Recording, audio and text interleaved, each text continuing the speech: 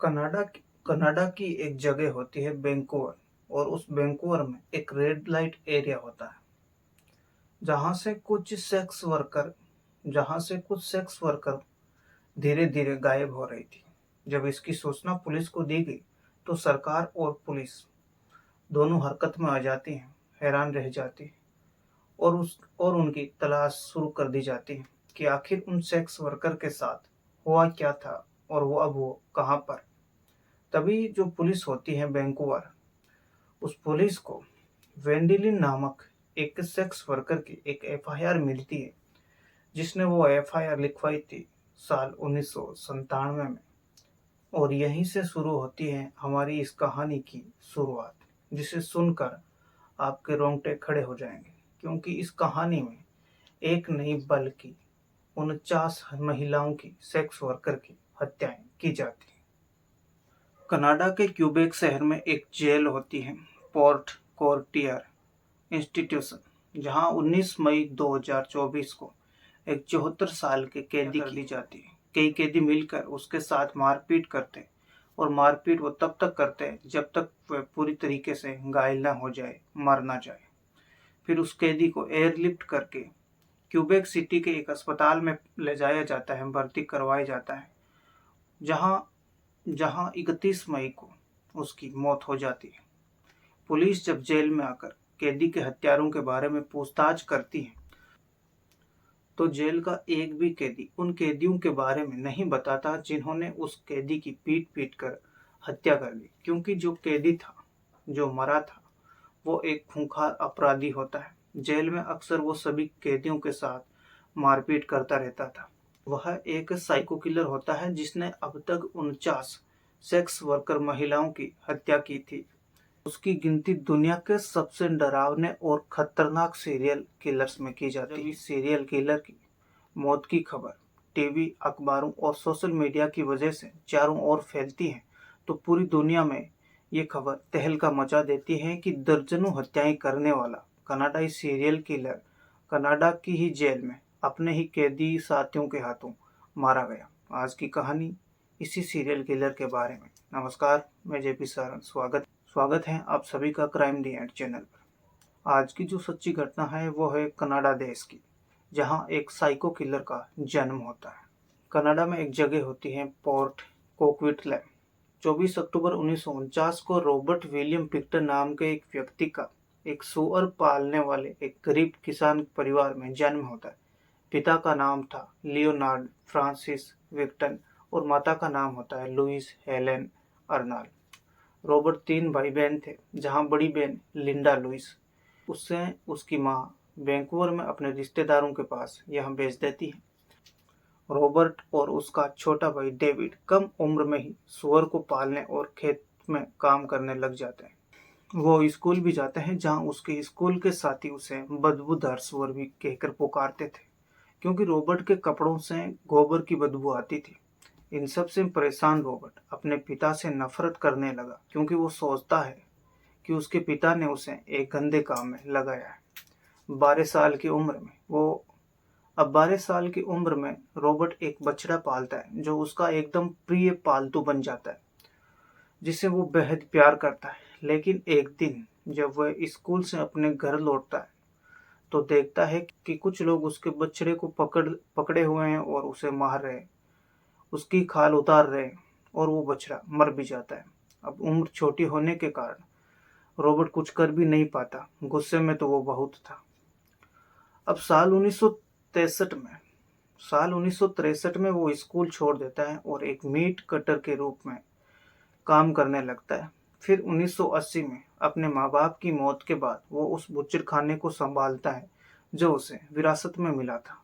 23 मार्च 1997 को एक sex worker होती है वेंडिलिन, वैंकूवर पुलिस थाने में जाकर रिपोर्ट लिखवाती है कि रॉबर्ट नाम का एक व्यक्ति उसे अपने बूचड़खाने लेकर गया, जहां उसके साथ उसने शारीरिक संबंध बनाए और उसके बाद उसने उसके हाथ पे हाथ बांध दिए और रॉबर्ट ने उस पर चाकू से कई बार वार भी किए, लेकिन किसी तरह वो वहां से बच निकली। लेकिन पुलिस उसकी रिपोर्ट पर ज्यादा ध्यान नहीं देती, क्योंकि आमतौर पर देखा जाता है किसी भी देश में पुलिस सेक्स वर्कर जो महिलाएं होती है उनका पक्ष नहीं लेती है।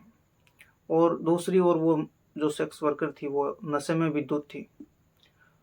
उस इलाके में एक रेड लाइट एरिया होता है जहां से कुछ सेक्स वर्कर धीरे धीरे गायब हो रही थी। जब इसकी सूचना पुलिस को दी गई तो सरकार और पुलिस हैरत में पड़ जाती है और उनकी तलाश शुरू कर दी जाती है कि आखिर उन सेक्स वर्कर के साथ क्या हुआ था। तभी वैंकूवर पुलिस को वेंडिलिन नामक एक सेक्स वर्कर की एफआईआर मिलती है जिसने 1997 में पुलिस को रिपोर्ट लिखवाई थी। अब पुलिस 1997 में लिखाई गई रिपोर्ट के मुताबिक एफआईआर के अनुसार उस बूचड़ खाने में जाती है जहां रॉबर्ट अपना सुअर फार्म चलाता था। पुलिस को वहां पर कुछ अजीब सी चीजें, सामान और हथियार मिलते हैं। काफी कड़ी पूछताछ के बाद रॉबर्ट अपना जुर्म कबूल कर लेता है और 22 फरवरी साल 2002 को रॉबर्ट को गिरफ्तार कर लिया जाता है सेरेना एप्टोसुए और मोना विल्सन की हत्या के आरोप में। फिर 2 अप्रैल को Jacqueline McDonnell, Diane Rock, Heather Bottomley और एंड्रिया जोसबरी, कुल मिलाकर 6 हत्याओं का आरोप उस पर लगाया जाता है।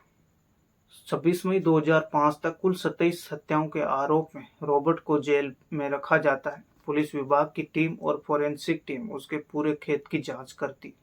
जांच के दौरान पुलिस को अजीबोगरीब सबूत मिलते हैं। पुलिस और सरकार द्वारा खुलासा किया जाता है कि रॉबर्ट पिक्टन उन सेक्स वर्कर महिलाओं को अपने फार्म पर बुलाकर उनके साथ शारीरिक संबंध बनाता था और फिर उन्हें मारकर उनके टुकड़े टुकड़े कर देता था। उनके मांस को सुअरों के मांस के साथ मिलाकर लोगों को बेच देता था। बाकी बची हड्डियां आदि को वो पीसकर सुअरों को उनके चारे में मिलाकर खिला देता। रॉबर्ट पिक्टन को अब पिग फार्मर किलर और बुचर के नाम से भी जाने जाता है। अब जो रॉबर्ट था वो अपना शिकार रेड लाइट एरिया की सेक्स वर्कर को बनाता था और उनको वो अपने फार्म हाउस पर बुलाता। अब वो उन सेक्स वर्कर को ज्यादा पैसों के लालच में आकर वो सेक्स वर्कर उसके वहां चली जाती थी और क्योंकि उन्हें ड्रग्स की भी लत लगी थी तो ज्यादा पैसे चाहिए थी। तो वो जानता था कि इन सेक्स वर्कर को कैसे मारा जाए। पहले तो वो इनके साथ शारीरिक संबंध बनाता, फिर उन महिलाओं को विंडशील्ड वॉशर फ्लूइड नामक का एक नशीला इंजेक्शन देकर उन्हें मौत के घाट उतार देता और उनके शरीर को मांस के हुक से लटकाकर पहले उनकी खाल उतारता और फिर उसके गोश्त के टुकड़े करके सुअर के गोश्त में मिलाकर वो लोगों को बेच देता था।